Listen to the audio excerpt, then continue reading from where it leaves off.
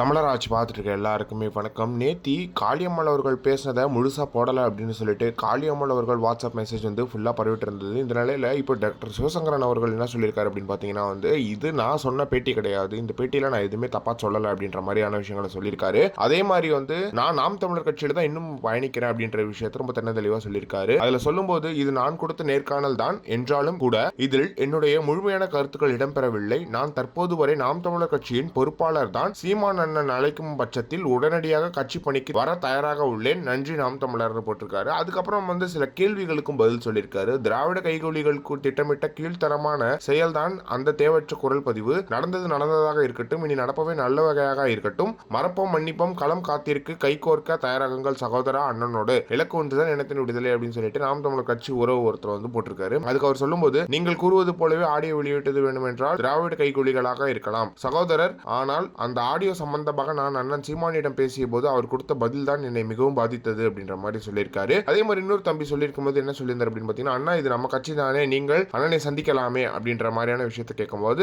சந்திக்கலாம் சகோதரர், அதில் மாற்று கருத்து கிடையாது, ஆனால் அவதூறாக பேசி அசிங்கப்படுத்தியது சீமான் அண்ணன் மட்டுமே. ஆகவே அவர் அழைத்தால் செல்வது மட்டுமே எனக்கு தன்மானம், தன்மானத்தை இழந்து இனமானம் காப்பது என்பது போலியானது சகோதரர் அப்படின்ற மாதிரியான விஷயங்களை சொல்லியிருக்காரு. சீமானவர்கள் உடனடியாக அவரை சந்திப்பாரு அப்படின்ற எதிர்பார்ப்பு நாம் தமிழர் கட்சி தம்பிகளிடையே அந்த கமெண்ட் பாக்ஸ்ல தெரியுது அப்படின்ற மாதிரி இருக்கு. எனவே சீமானவர்கள் சந்திச்சு இந்த பிரச்சனை சீக்கிரமா முடிவுக்கு வரணும் அப்படின்றத நாம் தமிழர் கட்சி உறவுகளோட ஆசையாகவும் இருந்துட்டு வருது அப்படின்றது எந்த ஒரு மாற்றமே கிடையாது. இதை பத்தி நீங்க என்ன நினைக்கிறீங்க அப்படின்றது மறக்காம கமெண்ட் பாக்ஸ் சொல்லுங்க.